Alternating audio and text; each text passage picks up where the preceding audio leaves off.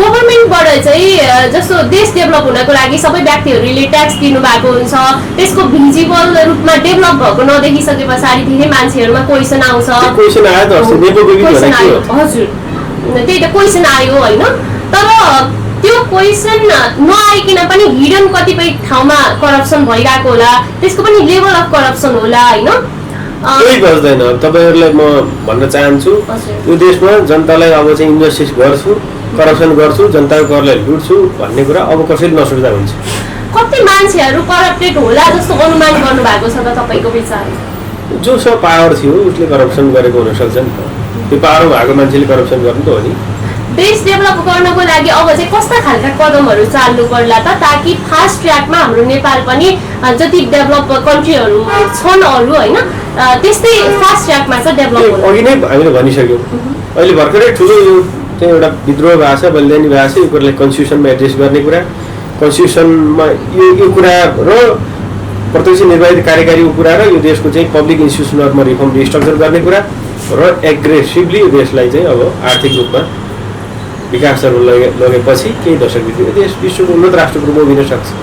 देश डेभलप हुनको लागि त अल्टिमेटली इनोभेसन चाहिएला, उद्यमशीलतामा मान्छेहरू इकोनोमीमा, तर टक्क हेर्ने भने त्यसमा रुलहरू अब अघि नै हामीले कुरा गरिहाल्यौँ। देशको इनोभेसनलाई यो देशको चाहिँ इकोनोमीलाई ग्रोथ नहुने कुरा जति पनि अवरोध छ हामी सबै चिज लिएर अगाडि जानुपर्छ।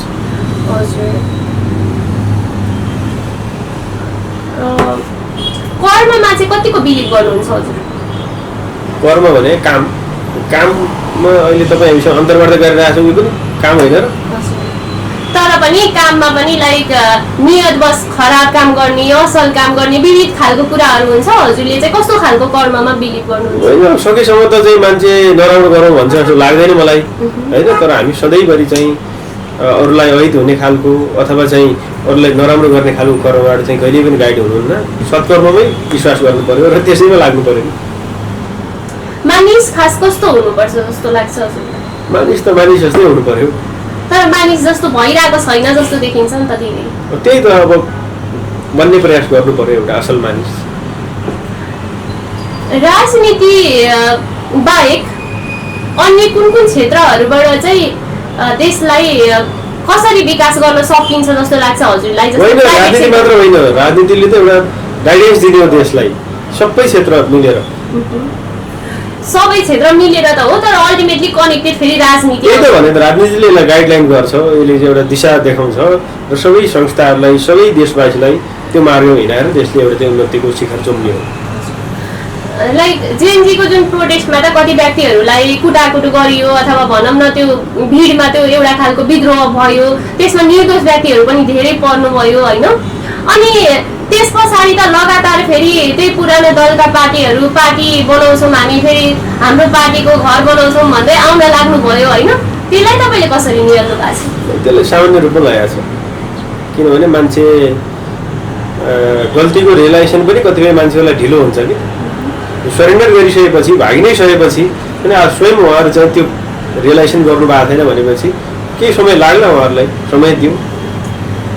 फेरि पार्टीमा हाबी भएको मान्छेहरू कलेज स्कुलमा जुन पोलिटिक्स हुन्छ होइन, स्कुल कलेजमा भनौँ स्पेसली कलेज लाइफमा जति पनि पोलिटिक्स हुन्छ त्यहाँनिर छुट्टा छुट्टै दलका पार्टीहरू रहेर विद्यार्थी सङ्गठनमा हाबी भइरहेको धेरै नै हामी सबैले देखि नै रहेको छ। ठिक छ, मान्छे चाहिँ कलेज लाइफमा सबभन्दा आफ्नो स्टडीको टाइम ग्रोइङ टाइममा कुनै इन्स्टिट्युसनमा गर्छ, कुनै पोलिटिकल थटप्रति उसले चासो राख्छ, ऊ चाहिँ क्रिएटिभ काम गर्छ भने राम्रै कुरा हो नि। राम्रो काम त हो, तर त्यहाँनिर पनि त भ्रष्टाचार भइरहेको होला नि त, नभए त्यो मान्छे कसरी सर्भाइभ गरिरहेको छ त? काम पोलिटिक्स मात्र गरेर त उसको आम्दानी आउँदैन होला। उसले के गरिरहेछ त्यो त छानबिन गर्नु पर्यो, अथवा उसले के गरिरहेछ मोनिटर स्टेटले गर्नु पर्यो। त्यो हुन कति टाइम लाग्ला त? यस्तै वेबाट त आई डोन्ट थिङ्क कि त्यो त्यस्तै चलिरहनेछ जस्तो देखिन्छ नि त। आशावादी हुनुहोस्, सकारात्मक हुनुहोस्, आशावादी हुनुहोस्।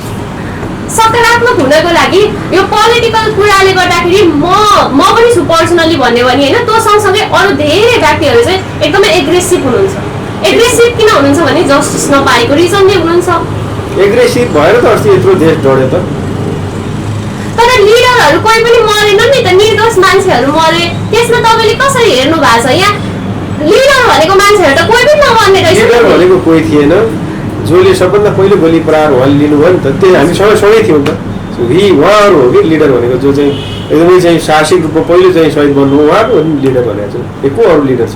अब उहाँहरू त बितिहाल्नु भयो, उहाँहरू त भोइसलेस भइहाल्नु भयो। एक दिन त हामी सबै बितेर जाने हो, तर उहाँहरू एउटा देशलाई राम्रो होस्, यो राष्ट्रको भविष्य सुनिश्चित होस्, यो देशमा जस्टिस होस् भनेर आफ्नो लाइफ सेक्रिफाइस गर्नुभयो। त उहाँहरू जुगौँ जुगसम्म यो देशले उहाँहरूलाई चाहिँ रेस्पेक्ट गर्ने, तपाईँ हामीले उहाँलाई हृदयमा लिने सम्झिने त भइरहेको छ नि। त्यो ह्युमन भने एकदमै चाहिँ बाँचिराख्ने प्राणी त होइन, बाँचिरहने त होइन, तर बाँच्दासम्म त काम राम्रो गर्नु पर्ला नि त। उहाँहरूले जीवनको सबभन्दा राम्रो काम गर्नुभएको छ। कसरी मान्छे मरेर राम्रो काम हुन्छ? होइन, मान्छे मरेर होइन, उहाँहरूले यो देशको चाहिँ आफू बाहेक अरू आफ्नो साथीहरू यसरी नै बेरोजगारीबाट पिल्सिनु नपरोस्, आफू जस्तै फेरि चाहिँ सडकको गोली थाप्नु नपरोस्, यो देशको चाहिँ संविधान त्यसरी चाहिँ बनाइयोस्, यो देशको इन्स्टिट्युसनहरूलाई त्यसरी चाहिँ रिफर्म रिस्ट्रक्चर गरियोस्, यो देश राम्रो बनोस् भनेर उहाँहरू त्यो एउटा त्यो कामनाले उहाँहरूले आफ्नो चाहिँ प्राण आहुति दिनुभयो नि त। योभन्दा राम्रो पुण्य काम के हुनसक्छ? त्यो चाहिँ नि अब उहाँको फ्यामिलीलाई जुन पीडा परेको छ, उहाँको फ्यामिलीलाई पनि त्यही भएर हामी अहिलेसम्म स्ट्रगलिङ किन गर्छौँ भने मन बुझाउने बाटो भयो, सिर्फ मन बुझाउने बाटो भयो, तर उसको करियर गयो, उसको लाइफ गयो, उसको परिवारमा एउटा खालको जुन दुःख छ, त्यो दुःख त मान्छेले अहिले मनन गरे जस्तो हुँदैन। एकछिन के गर्नुहुन्छ त? फर्केर आउँछ त? आउँदैन नि त, आउँदैन। त्यो भएर अब त रेस्पोन्सिबल हुनु पर्यो। त्यही भएर त हामी स्टिल स्ट्रगलिङ के छ भने जुन सन्तान गुमाउने मातापिताले मेरो छोराको चाहिँ रगतले यो देशमा न्याय पाओस्, मेरो छोराले बगाएको रगतको कारणले गर्दाखेरि अरू थुप्रै छोराहरूले चाहिँ रगत बगाउनु नपरोस्, यो देशको संविधान एउटा पुनर्लेखन होस्, यो देशमा राम्रो राजनीतिक व्यवस्था होस्, यो देशका सार्वजनिक संस्थाहरू राम्रो हुन् र यो देश एउटा विश्वको उन्नत राष्ट्रको रूपमा उभियोस्, मेरो छोराले बगाएको रगतको बलमा यो देश त्यहाँ पुगोस् भन्ने उहाँहरूको भावनालाई त हामी आत्मसात गरेर हिँडिरहेको छौँ। अब के गर्न सक्छौँ योभन्दा बढी? हामीले मृत्युवरण गरेका मान्छेहरूलाई जीवित गराउने त सक्दैनौँ, तर त्यो उनीहरू के को लागि मृत्युवरण गरेका थिए त्यो कुरा पुरा गर्नको लागि निरन्तर हामी लाग्छौँ। त्यो त लाग्नु पर्यो, लाग्नु सँगसँगै फेरि थप नेक्स्ट स्टेपमा गएर पनि त्यसरी मान्छेहरू मर्ने वातावरण चाहिँ हुनु भएन। फेरि त्यही त भन्दैछौँ त, यो माग चाहिँ पुरा नभएसम्म देशमा शान्ति हुनेवाला त छैन, उहाँहरूकै मृत्युवरण गर्नेहरूको आत्माले पनि शान्ति पाउनेवाला छैन।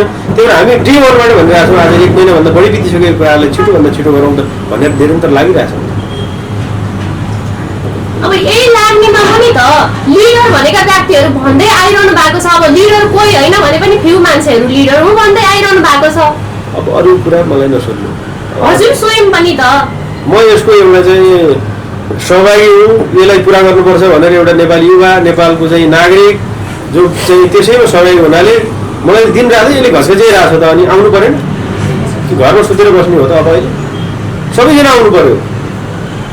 फ्रिडम कसरी क्रिएट होला त? अब यो जुन हाम्रा मागहरू छन् अथवा जुन शहीद बन्नुभएको व्यक्तिहरू हुनुहुन्छ उहाँहरूको प्रपर एजेन्डा के थियो, कुन वेले चेन्ज गर्नको लागि अब के गर्नु पर्ला? होइन, अघि नै मैले उहाँहरूको एजेन्डा पनि भनिसकेँ, यसलाई एड्रेस गरेर जानुपर्छ। ओके, सरकारले सुनिरहेको छैन नि त, लाइक सुन्यो भने रिप्लेस हुन्छ, नो डाउट। फेरि विद्रोह?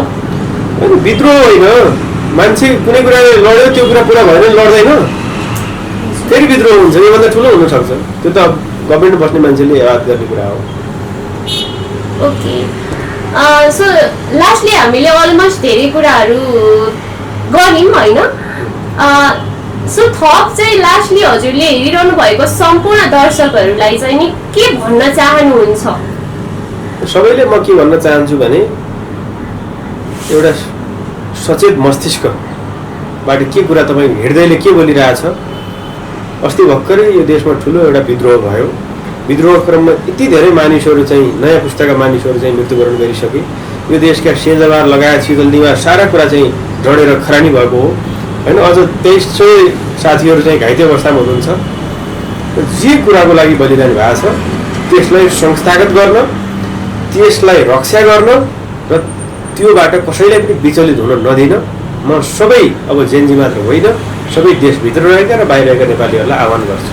हस्, हजुरको विचारको लागि धेरै धेरै धन्यवाद। धन्यवाद। हजुरले थप केही लाइक मैले सोधेको प्रश्नबाट अथवा तपाईँलाई मनमा लागेको केही कुरा जुन चित्त बुझेको छैन भने पनि सोध्न पाउनुहुन्छ खुला स्तरमा। केही छैन त्यस्तो। हस् हस्, थ्याङ्क यू।